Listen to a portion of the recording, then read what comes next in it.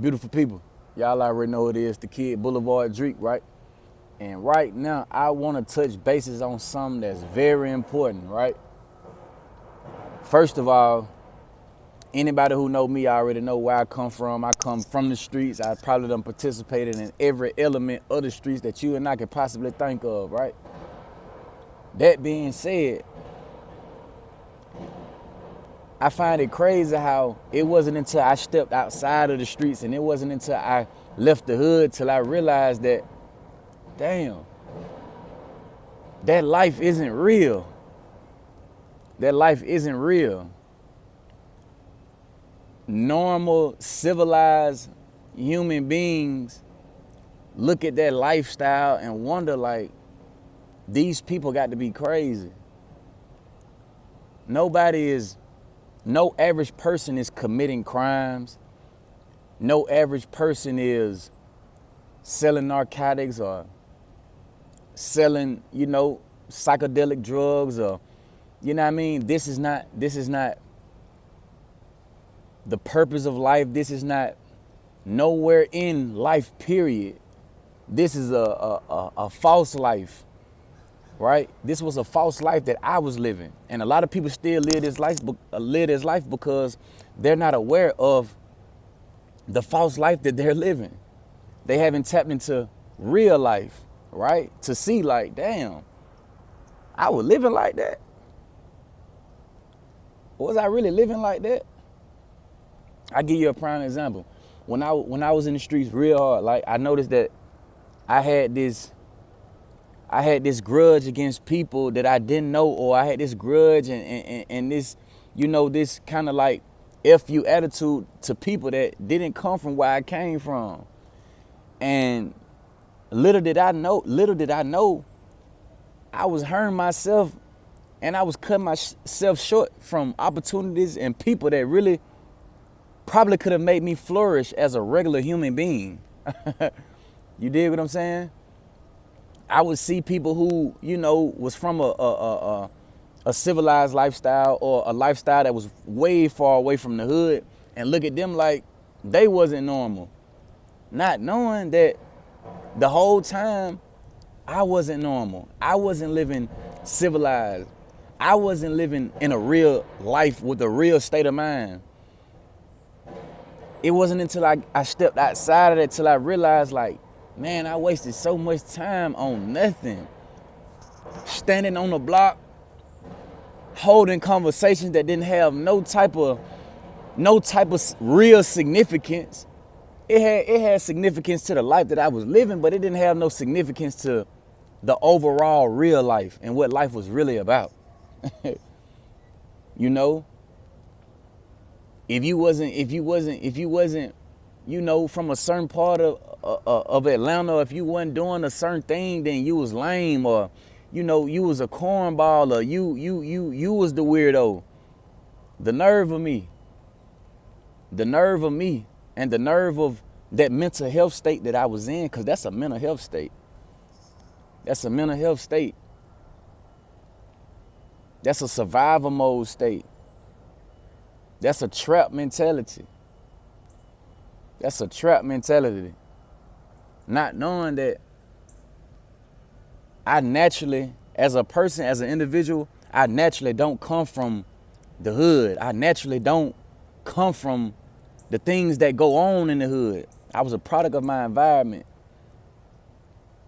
And it's a lot of people that's still out there that's, somewhat lost and still trapped in their environment because they don't know and haven't seen another way to realize like, this way ain't what's going on. This way isn't really real. The average person isn't committing crimes. It's just not what's going on.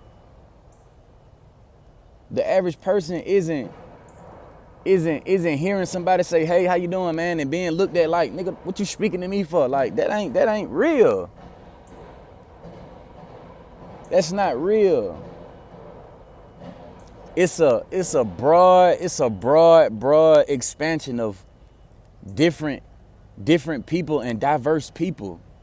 And for so long being in the hood, I limited my mindset on that. I limited the things that I could learn and the people that I could experience and get to know because I had a trap mentality for so long. And I thank God for delivering me from that.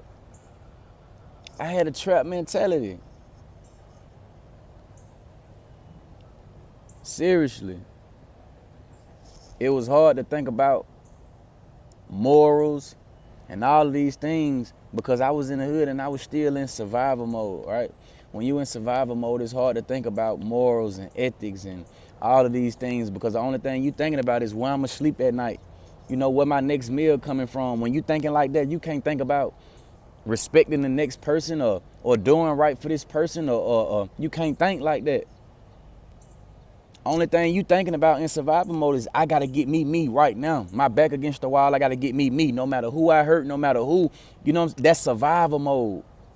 And it wasn't until I got out of survival mode and got out of the streets till I realized like I didn't have to have that type of approach on life to feel like if you wasn't from the trenches or if you wasn't from that side that I was from, you was unnormal to me or you was an alien to me and you couldn't understand my life or you couldn't understand me because you didn't come from that. Seriously. I still got homeboys and partners to this day that, you know, they still in the streets wholeheartedly, 10-toed down. And the only thing they thinking about is getting some money. They thinking about getting some money, but they have yet to understand that this life that we choosing or have chosen to live is not real. It doesn't amount to no real value. That's why 9 times out of 10, folks that come from the streets and participate in the streets end up in 2 places, in a casket or in servitude. And I may sound, call it what you want, man, but this is like, it took me a minute to get this. It took me a minute to understand this. It took me a minute to understand this, y'all. Seriously. The hood or the ghetto isn't the only piece of the world. That's a small sector of the world versus what's really out here. Being in that world is really a choice. It's a mental state and it's a choice. And once you get out of that, you will really start to see the value of life itself. You will really start to see your true purpose. Nobody's true purpose is a drug dealer. Nobody's true purpose is a kingpin or a pimp or who can hit the most licks or who can gang bang the hardest. That's not reality. It's not reality. And until you step outside that box and until you step outside that trap mentality, that survival mode mentality, you'll never understand the true value of life. And on that note, we gone, y'all. Boulevard Dreep.